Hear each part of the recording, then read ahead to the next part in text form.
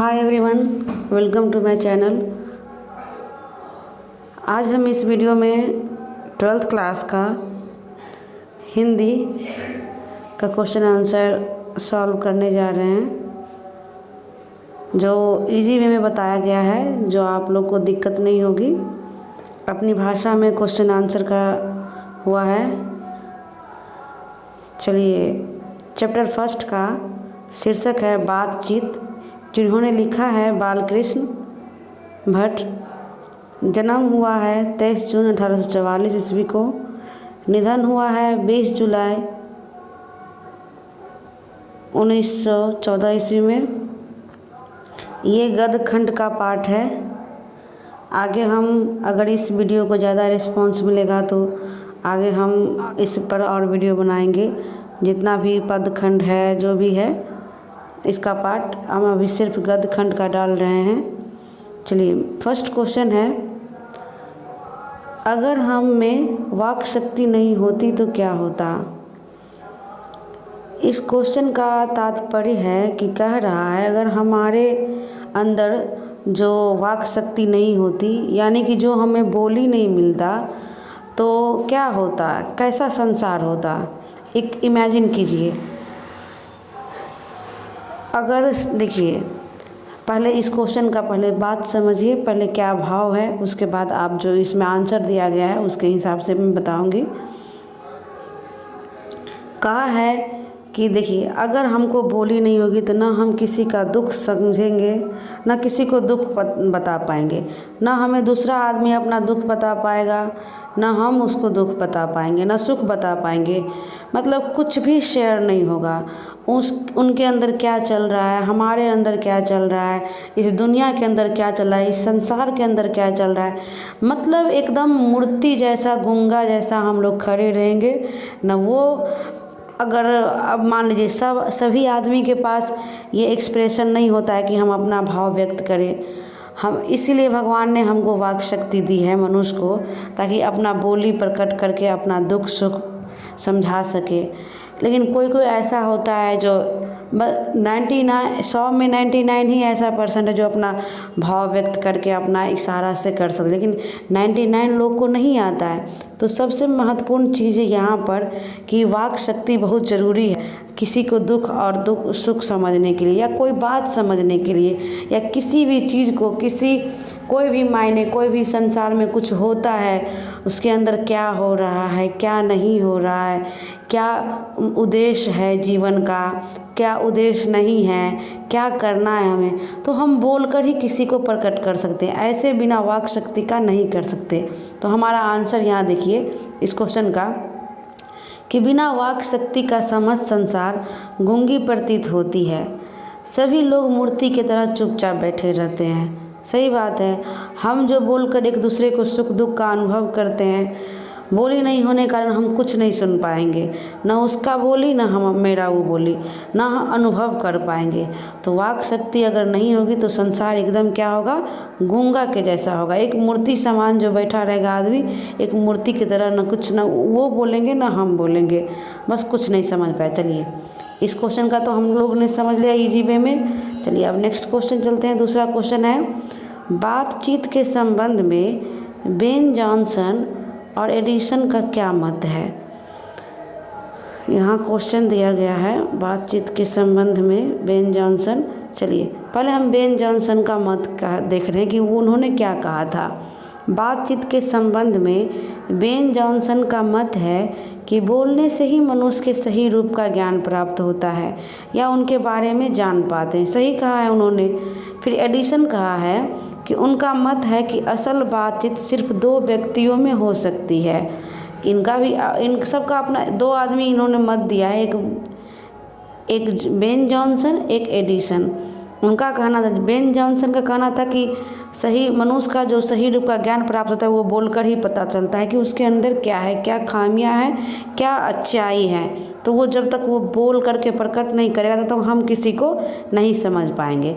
फिर एडिसन जी कहते हैं कि उनका मत है कि असल बातचीत सिर्फ 2 व्यक्तियों में हो सकती है, जिसका तात्पर्य जिसका तात्पर्य हुआ जब दो आदमी होते हैं तभी अपना दिल एक दूसरे के सामने खोलते हैं।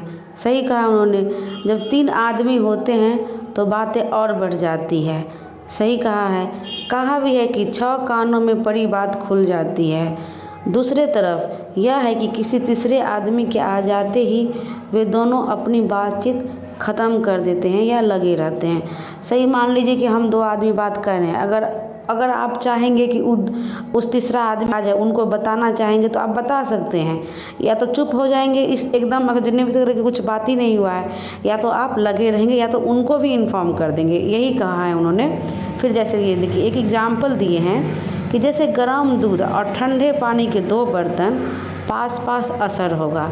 जैसे देखिए एक जगह ठंडा पानी रखा है, एक जगह गर्म पानी रखा है। इसके अनुसार या तो दूध ठंडा हो जाएगा या पानी गर्म हो जाएगा। उनका कहने का मतलब ये है कि जैसे 2 आदमी बैठे हैं तो एक का असर दूसरे पर हो जाता है। इसी के साथ समझिए सब पास बैठने पर इतना असर होता है, फिर बातचीत का कितना अधिक असर होगा।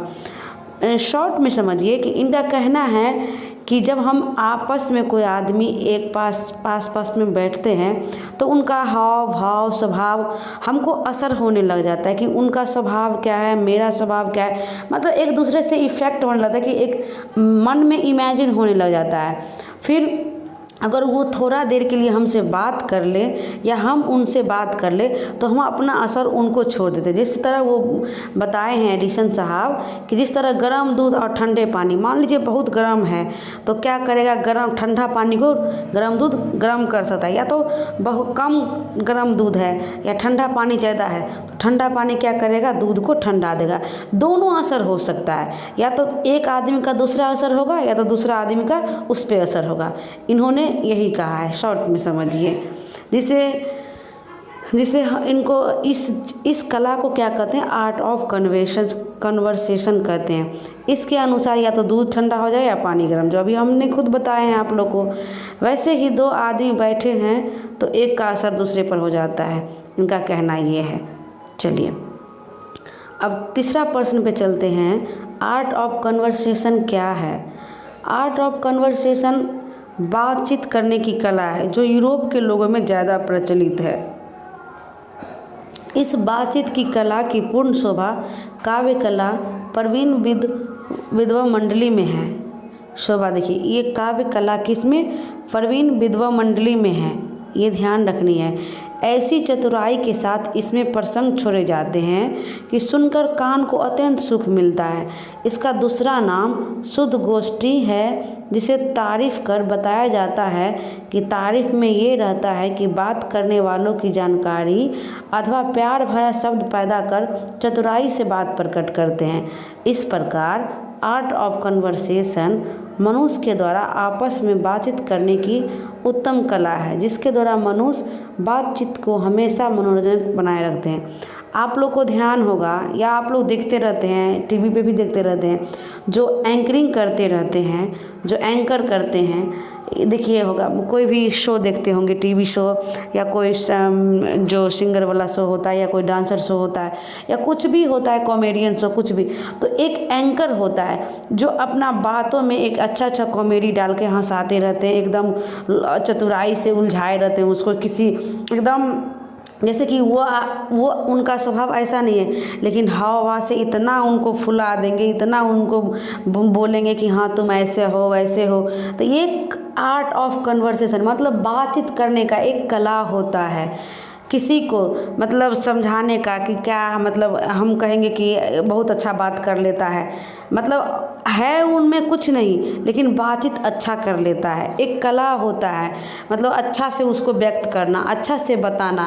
मान लीजिए किसी आदमी को बहुत सारा ज्ञान है लेकिन वो अपना एक्सप्रेस नहीं कर पाता है, लेकिन कुछ आदमी को थोड़ा ही ज्ञान रहता है लेकिन अच्छा से एक्सप्रेस कर पाता है, तो यही होता है एक आर्ट ऑफ कन्वर्सेशन, यानी कि कला, कोई चीज़ को अपनी बात रखने का एक कला होता है, जिसे हम कहते हैं आर्ट ऑफ कन्वर्सेशन। चलिए चौथा समझ गए होंगे उम्मीद है। अब चौथा क्वेश्चन पे चलते हैं। मनुष्य की बातचीत का उत्तम तरीका क्या हो सकता है? इसके द्वारा वो कैसे अपने लिए सर्वथा नवीन संसार की रचना कर सकता है? देखिए जब हम कहते हैं ना इस क्वेश्चन में कि नवीन संसार की रचना कैसे कर सकते हैं, तो सबसे इन शॉर्ट में पहले समझिए कि हम क्या करना चाह रहे हैं, फिर मेरा क्वेश्चन जो हमारा आंसर है वो देखिएगा। कह रहे हैं कि जो मनुष्य का जो सबसे बड़ी बात, सबसे बड़ा दुर्गुण क्या है कि वो क्रोध करते हैं। अगर इस संसार में कोई प्राणी क्रोध ना करे, ना कोई गुस्सा करे, ना कोई छल कपट करे, तो संसार एकदम स्वर्ग के जैसा होगा। यही कहने का क्वेश्चन, इन शॉर्ट में हम यही बता सकते हैं। मेरे कहने का मतलब यही है, इस क्वेश्चन का तात्पर्य यही है कि आप नवीन संसार, एक अच्छा संसार की रचना किस तरह कर सकते हैं। ये जो हमारा संसार है एकदम मोह माया छल कपट से भरा हुआ है। और मेन दुख कब होता है, जब किसी का कोई अगर 2 थप्पड़ लगा दे उससे कुछ दुख नहीं होता है, अगर लेकिन आप बात से कुछ कह दे तो वो बहुत ही बड़ा दुख होता है और हमें रहता है, वो बात कभी मिटता नहीं है दिल से। तो यही कहना है कि जब हम अच्छा संसार की रचना करेंगे ना, तो हम एक दूसरे से कोई क्रोध मोह लोभ मोह माया ये सब नहीं रखना है, एकदम प्रेम भाव से बात करनी है हर एक इंसान से, और वो भी इंसान हमसे प्रेम से बात करे। एक तरफ से नहीं होगा, तभी नवीन संसार की रचना नहीं होगी। हमको दोनों तरफ से प्रेम से बात करना है और पूरे संसार में हमको प्रेम भाव से बात करना है, तो हमारा संसार एकदम स्वर्ग के जैसा होगा। चलिए ये समझ होंगे शॉर्ट में। अब हमारा क्वेश्चन देखिए, यही होगा, मनुष्य में बातचीत का सबसे उत्तम तरीका आत्मा वार्तालाप है, यानी कि आत्मा से बात करना। आत्मा से वही बात करता है। देखिए आत्मा वार्तालाप का मतलब है क्रोध पर नियंत्रण। देखिए हम जानते हैं कि हमारे अंदर क्रोध है, मोह है, माया है, लोभ है, छल है, कपट है, दुख है, सुख है, सब कुछ है, लेकिन हम अगर उनसे बात कर ले कि हमें नहीं क्रोध नहीं लाना है, तो हम क्रोध नहीं लाएंगे। आत्मा वार्तालाप का मतलब है क्रोध पर नियंत्रण। हम जानते हैं कि हमारे अंदर क्रोध है, लेकिन हमको क्रोध नहीं लाना है, हम क्रोध पर नियंत्रण करना है। अगर हम खुद आत्मा से बात करें तो, जिसके कारण अन्य किसी व्यक्ति को दुख न पहुँचे। हम समझ रहे हैं हमारे अंदर क्रोध है, तो हम क्रोध से बात करेंगे तो दुख पहुँचेगा ही, तो हम पहले ही समझदारी से बात करेंगे, हम क्रोध से नहीं बात करेंगे। लेखक बालकृष्ण भट्ट जी इस मन को संसार का एक बड़ा आईना के रूप में देखते हैं, जिसमें जैसा चाहो वैसी सूरत देख लेना। ये कोई असंभव बात नहीं है। सही कहा है उन्होंने कि एक मन आईना की तरह होता है। अगर आप जैसा बनना चाहेंगे वैसा आप दिखेंगे। अगर आप क्रोधी बनना चाहते हो, क्रोधी के रूप में ही दिखेंगे। आईना का मतलब आप नहीं देखेंगे, आपको कोई और आदमी देखेगा क्रोध के रूप में। अगर आप कह रहे हैं कि हम अच्छा से रह रहे हैं या अच्छा से पेश आ रहे हैं, तो आपको समझिए कि वो आदमी आपको अच्छा तरह दिख रहा है, अच्छा तरह वो देख रहा है, अच्छे नज़रिए से देख रहा है, यानी कि वो आपको देख रहे हैं अच्छे से। यही कहना चाहते हैं कि मन का संसार एक बड़ा आईना के रूप में देखते हैं, जिसमें जैसा चाहो वैसी सूरत देख लेना। बस यही कहने का मतलब है, यह कोई असंभव बात नहीं। अतः मनुष्य को चाहिए कि मन के चित्त को एकाग्र कर मनोवृत्ति स्थिर कर अपने आप से बातचीत करना सीखे। इस प्रकार वाणी पर नियंत्रण हो जाएगा, जिसके कारण दुनिया से बिना प्रयास के हम बड़े बड़े अजय शत्रु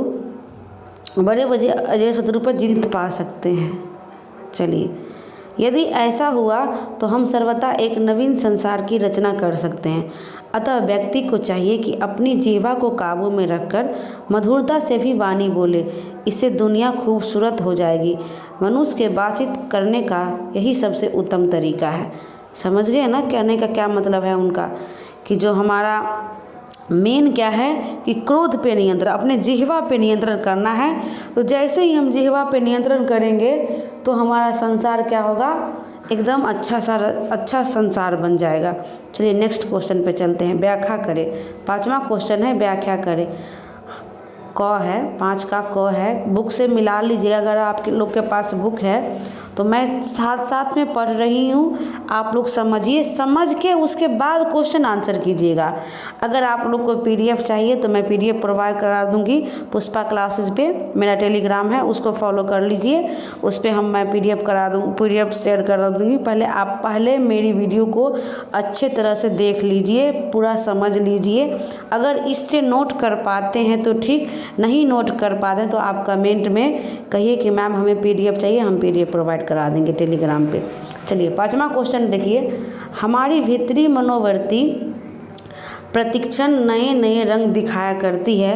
वो प्रपंचात्मक संसार का एक बड़ा भाग आईना है, जिसमें जैसे चाहो वैसी सूरत देख लेना कोई दुर्घट बात नहीं है।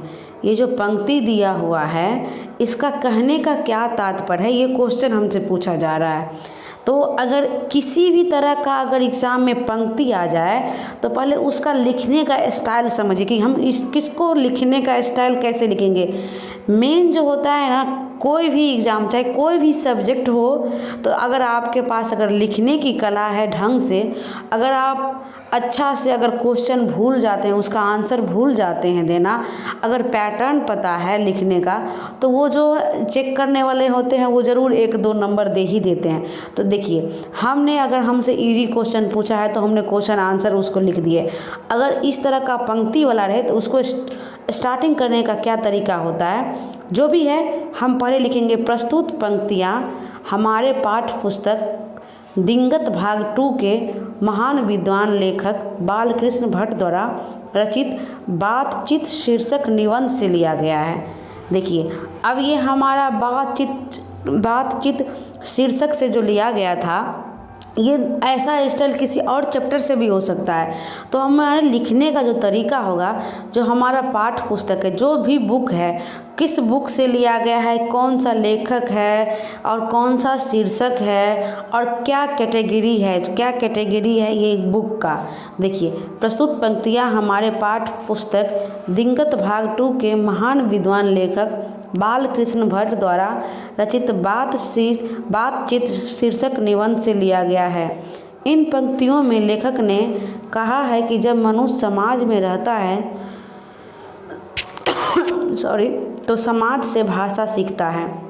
भाषा उसके विचार अभिव्यक्ति का माध्यम बन जाती है, परंतु उसके अंदर की मनोवृत्ति स्थिर नहीं रहती है। कहा भी गया है कि मन बड़ा चंचल होता है। इसी चंचल के कारण एक मनुष्य दूसरे मनुष्य के दोस्त और दुश्मन बन जाते हैं। समझ में आया? कहने का मतलब ये है कि हम संसार में ही रहते हैं और जो भी सीखते हैं हम अपना समाज से ही सीखते हैं, और जो भी हमारे अंदर जो भी प्रवृत्ति है वो समाज से ही आती है। तो एक मन बड़ा चंचल होता है। इसी चंचलता के मेन कारण है मेरा मन। अगर मन पहला, इससे ऊपर वाला क्वेश्चन आप जो समझे होंगे, इसी में भी यही कहा गया। ओवरऑल मतलब कहने का मतलब यही है कि मन को हमको नियंत्रण रखना है, और मन से ही हमारा कोई अगर मन से हम किसी को अच्छा से व्यवहार करेंगे तो वो मेरा दोस्त बनेगा, अगर अच्छा से दुर्व्यवहार करेंगे तो वो मेरा दुश्मन बनेगा। मेन चीज़ है यही। एक यहाँ पर प्रपंचात्मक संसार का एक बड़ा भाग आईना है। बिल्कुल जिस तरह हम रहेंगे उसी तरह हमारा संसार भी रहेगा, यही है। यहाँ है दुश्मन मान लेता है। चलिए आगे चलते हैं। कह रहा वह कभी क्रोध कर बैठता है तो कभी मीठी मीठी बातें करता है। सही बात है।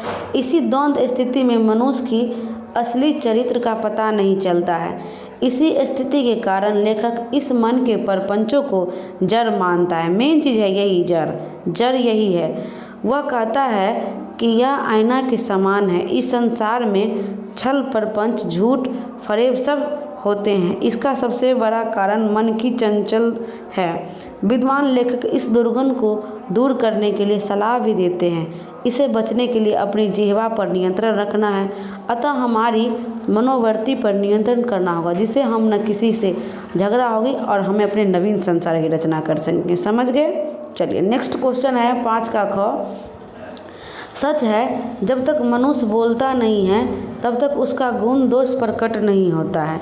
तो देखिए सेम चीज़ है। ये पंक्तियाँ दिया हुआ है, हमको कैसे करना है। हमको लिखना है कि प्रस्तुत पंक्तियाँ हमारे पाठ्य पुस्तक दिगंत भाग 2 बालकृष्ण भट्ट रचित निबंध बातचीत से लिया गया है। लेखक इस निबंध के माध्यम से यह बताना चाहते हैं कि बातचीत ही एक विशेष तरीका होता है जिसके कारण एक सेकेंड हाँ चलिए, एक सेकेंड, थोड़ा फ़ोन हैंग हो रहा है। हाँ, जिसके कारण मनुष्य आपस में प्रेम से बात कर उसका आनंद उठाते हैं परंतु मनुष्य जब बातचीत के दौरान अपने आप पर काबू नहीं रख पाता है तो वो दोष है, परंतु जब वह सही बड़ी संजीदगी से कोई सलीके से बातचीत करता है तो वह गुण मनुष्य के मौन रहने के कारण उसका चरित्र का कुछ पता नहीं चलता, परंतु वह जैसे ही कुछ बोलता है तो उसकी वाणी के माध्यम से गुण दोष प्रकट होने लगते हैं। वेन जॉनसन कहते हैं कि बोलने से मनुष्य की पहचान सामने आती है। सही, हम लोग ये क्वेश्चन तो पहले ही देखे थे कि वेन जॉनसन का क्या मत था और एडिसन का क्या मत था। तो वेन जॉनसन का मत था कि जो आदमी तब तक बोलेगा नहीं तब तक हम उनके बारे में गुण और दुर्गुण नहीं जान पाएंगे, ये कह रहे हैं वेन जॉनसन का। कहने का अर्थ है कि मनुष्य के अंदर बहुत सी बात दबी रहती है, बिल्कुल, जिनमें कुछ अच्छी तो कुछ बुरी भी होती है। यह बातचीत के दौरान हमारे विचार से प्रकट होता है कि अतः बोलने से गुण एवं दोष की पहचान हो पाता है। चलिए, इस पंक्ति का यही कहने का अर्थ था। आप लोग लिख लिए होंगे मेरे हिसाब से, अगर नहीं लिखे हैं तो वीडियो पॉज कर करके लिख लीजिए।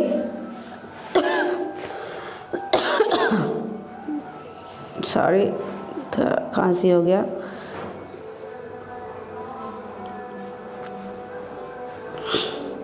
चलिए नेक्स्ट क्वेश्चन पे चलते हैं, भाषा की बात। अब हमारा क्वेश्चन ख़त्म हो गया।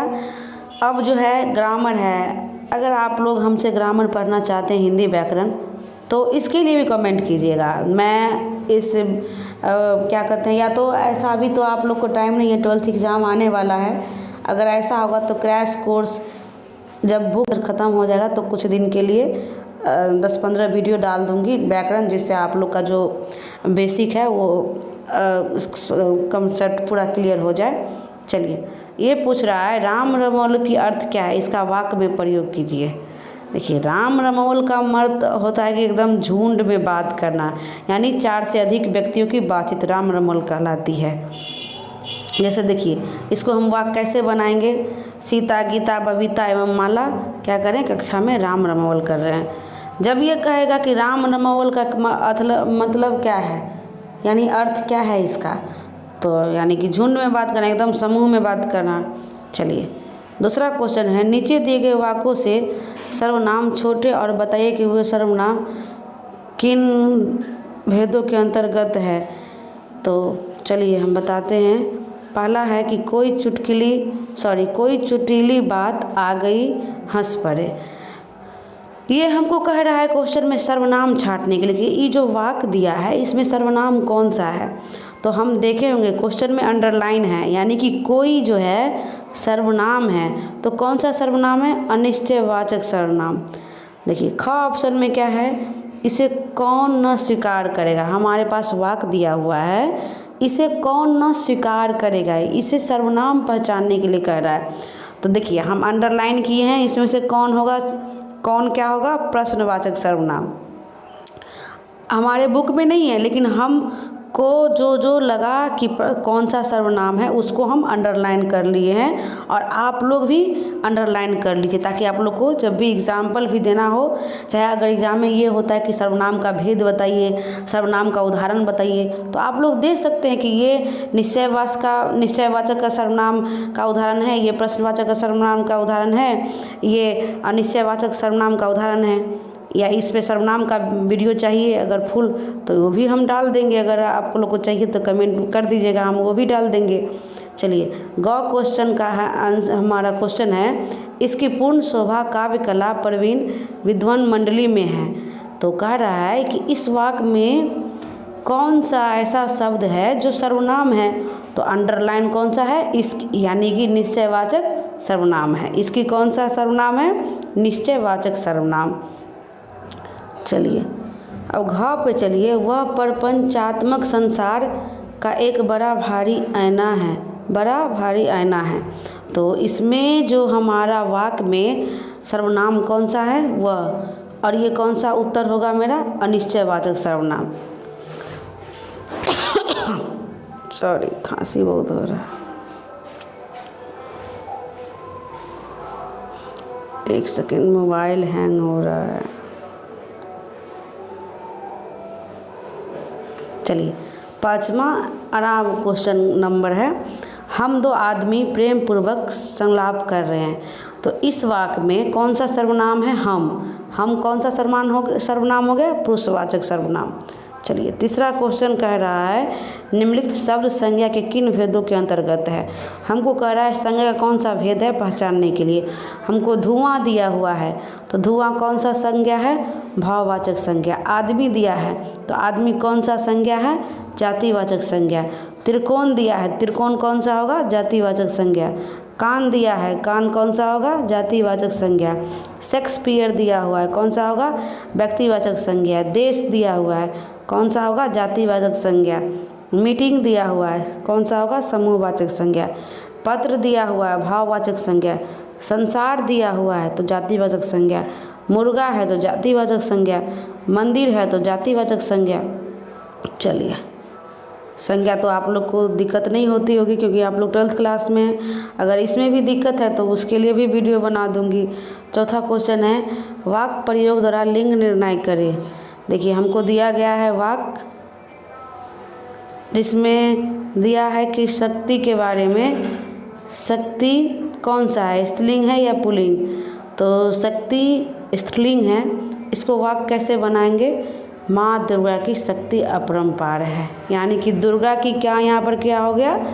दुर्गा की समझिए, मतलब बात करने का जो ये लैंग्वेज है, ये वाक्य है, इस वाक्य पे आप लोग गौर कीजिएगा कि शक्ति स्त्रीलिंग है। देखिए, बोलने का क्या लहजा है? माँ दुर्गा की शक्ति अपरंपार है, या ये भी हो सकता है कि ईश्वर की शक्ति अपरंपार है, या उनकी शक्ति मतलब जो भी होगा हमारा वाक्य स्त्रीलिंग में ही होना चाहिए, अगर हमारा स्त्रीलिंग शब्द बन रहा है तो।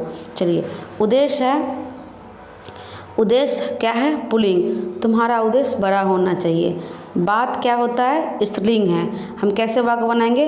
हमें नम्र स्वभाव से बात करनी चाहिए। आप लोग को अपने हिसाब से ट्राई कर लीजिए ताकि आप लोग को दिक्कत नहीं होगी एग्ज़ाम टाइम में। अगर ये थोड़ी है कि यही क्वेश्चन आ जाए, उससे रिलेटेड भी आ सकता है। देखिए, लत क्या है? पुल्लिंग। उन्हें शराब की लत पड़ गई। नग पुल्लिंग। गीता की नथनी में नग चमकता है। अनुभव, अनुभव क्या है? स्त्रीलिंग है। उनके अनुभव से सीखे। प्रकाश क्या है? पुल्लिंग। सूर्य का प्रकाश बहुत तेज है। कुछ भी हो, स्त्रीलिंग पुल्लिंग, वाक्य तो अपने आप पे डिपेंड करे, लेकिन स्त्रीलिंग पुल्लिंग पे थोड़ा ध्यान दीजिएगा कि कौन चीज़, कौन सा शब्द, कौन सा स्त्रीलिंग है या पुल्लिंग है। रंग पुल्लिंग, उसका रंग क्या है? गोरा है। विवाह, विवाह पुल्लिंग है। सीता गुंजन का विवाह हो गया, या कुछ भी, राम सीता का विवाह हो गया, राधा कृष्ण का विवाह हो गया। मतलब बोलने का लहजा क्या है? पुल्लिंग में ही होना चाहिए। विवाह अगर पुल्लिंग है तो वाक्य भी हमारा पुल्लिंग में ही होना चाहिए। राम कृष्ण का विवाह हो गया है ना, राधा रुक्मिणी का विवाह, मतलब कुछ भी हो सकता है, मतलब वाक्य हमेशा पुल्लिंग होना चाहिए। दांत क्या है? पुल्लिंग, तो उसका दांत साफ दिखाई पड़ता है। चलिए, 5वां क्वेश्चन है, निम्नलिखित वाक्यों से विशेषण चुनें। हम दो आदमी प्रेम पूर्वक संलाप कर रहे हैं। तो इसमें कह रहा है हमने सर्वनाम पढ़ लिया, संज्ञा पढ़ लिया, स्त्रीलिंग पुल्लिंग पढ़ लिया। अब हमारा हमसे क्या पूछ रहा है? एक चैप्टर में देखिए कितना ग्रामर आता है, तो ग्रामर बहुत ही इम्पोर्टेंट है। चलिए, इसमें क्या है? हम दो आदमी प्रेम पूर्वक संलाप कर रहे हैं। तो इसमें क्या है? हम दो, यानी कि संख्यावाचक विशेषण। ख क्वेश्चन है, इसकी पूर्ण शोभा काव्य कला प्रवीण विद्वान मंडली में है। तो यहाँ देखिए हम अंडरलाइन कर दिए हैं, ये क्या हो गया? इसकी, इसकी मतलब सार्वजनिक विशेषण। चलिए, ग क्वेश्चन है, सुस्त और बोधा हुआ तो दबी बिल्ली का स्कूल भर को अपने गुरु ही मानेगा। अगर आप लोग को क्वेश्चन विजुअल नहीं है तो अपने बुक से मिला सकते हैं। तो इसका उत्तर क्या होगा? गुणवाचक विशेषण। देखिए, इसमें अंडरलाइन किए हम, मेरे क्वेश्चन पे थोड़ा ध्यान दीजिएगा। देखिए, जो जो हमारा गुण विशेषण है उसको हम अंडरलाइन किए। सुस्त क्या होता है? बोधा क्या होता है? दबी क्या होता है? ये सब गुण होता है किसी भी आदमी का, या किसी भी मनुष्य का, या किसी भी प्राणी का। तो वो कौन सा विशेषण है? गुणवाचक विशेषण। विशेषण का भी वीडियो चाहिए तो वो भी अपलोड कीजिए। क्या क्या चाहिए हमें कमेंट में आपका आना चाहिए कि आपको कैसा लगा वीडियो, क्या अच्छी लगी पढ़ाई, या जो भी क्वेश्चन आंसर दिए हैं समझ में आया कि नहीं आया, क्या कौन सा इस टॉपिक पे वीडियो क्या चाहिए आपको, सब जो भी बच्चे देखेंगे सभी कमेंट करेंगे, अच्छा या बुरा। अगर अच्छा नहीं लगा है तो वो भी बोलना है, अगर बुरा लग रहा है वो भी बोलना है, और इम्प्रूवमेंट चाहिए तो वो भी बोलना है। हमें कोई दिक्कत नहीं है, आप हमें फीडबैक दे सकते हैं। चलिए अब इसी चैप्टर का हम शॉर्ट क्वेश्चन जो बार बार आता है ऑब्जेक्टिव टाइप का, वो हम देख रहे हैं कि कौन कौन सा मेन ऑब्जेक्टिव टाइप है। पहला है कि बातचीत शीर्षक निबंध के निबंधकार कौन है, यानी कि लेखक इसका कौन है इस चैप्टर का, तो हमारे बालकृष्ण भट्ट जी हैं। दूसरा है बालकृष्ण भट्ट किस युग के रचनाकार है, तो भारतेंदु युग का। तीसरा क्वेश्चन है 100 अज्ञान एक सुजान उपन्यास के लेखक कौन है, तो हमारे बालकृष्ण भट्ट जी। आता है क्वेश्चन बहुत ही इम्पोर्टेंट है, आप लोग ध्यान से देखिए और कॉपी में भी नोट कर लीजिए। रिवीजन टाइम में अगर नोट किए तो अपन बार बार उसको वीडियो को देखिए, देखते एक बार नहीं समझे दूसरा बार देखिए।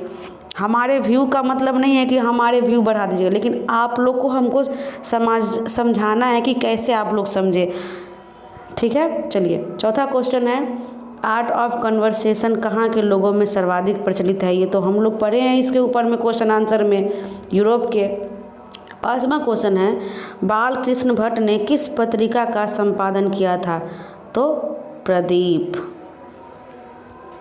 चलिए कहाँ गया, हम पांचवा क्वेश्चन पे थे, प्रदीप। सॉरी थोड़ा ये मोबाइल ना हैंग हो रहा है, तो इसके लिए माफ़ी चाहेंगे, नेक्स्ट में ऐसा प्रॉब्लम नहीं होगा। चलिए छठा क्वेश्चन है बातचीत के माध्यम से बालकृष्ण भट्ट क्या बतलाना चाहते हैं, तो बातचीत की शैली। सातवां क्वेश्चन है बालकृष्ण भट्ट का निवास स्थान कहाँ है, इलाहाबाद उत्तर प्रदेश। याद रखना है, बहुत ही इम्पोर्टेंट, हम चुन के लिखे हैं और एग्ज़ाम में आता ही है। आठवां क्वेश्चन है बालकृष्ण भट्ट द्वारा कौन सा उपन्यास रचित है, अपने अपने अजनबी। चलिए कुछ इम्पोर्टेंट पॉइंट है बालकृष्ण भट्ट जी के बारे में जो आप लोग को याद रखना बहुत ज़रूरी है। बालकृष्ण भट्ट के पिता कौन थे, बेनी प्रसाद भट्ट। बालकृष्ण भट्ट का जन्म कब हुआ था, 23 जून 1844 ईस्वी को, जो हम स्टार्टिंग में भी बता दिए आप लोग को। बालकृष्ण भट्ट की मृत्यु कब हुआ था, 20 जुलाई 1914 में।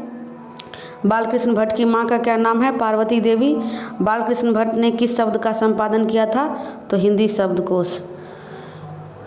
तो उम्मीद करते हैं कि इस चैप्टर में बातचीत का चैप्टर जो है इसका हमने सारा क्वेश्चन आंसर ग्रामर सहित हिंदी व्याकरण सहित सारा हमने सॉल्व करवा दिया है। और हम चाहते हैं कि आप लोग इस वीडियो को बहुत सारा प्यार दें। अगर आपको अच्छा लगता है तो इस वीडियो को शेयर कीजिए, अगर शेयर कीजिए, लाइक कीजिए और सब्सक्राइब कीजिए, दोस्तों को भी शेयर कर दीजिए। Thanks for watching. हमें आपका कमेंट का इंतज़ार रहेगा। Thank you.